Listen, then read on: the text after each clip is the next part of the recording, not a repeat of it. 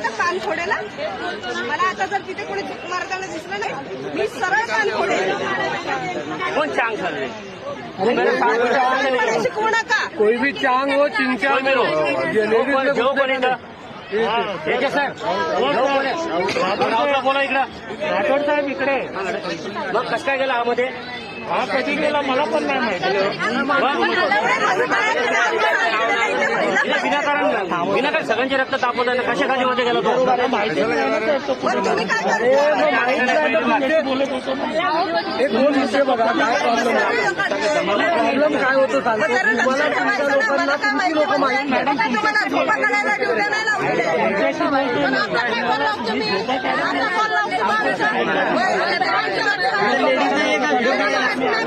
बोले थे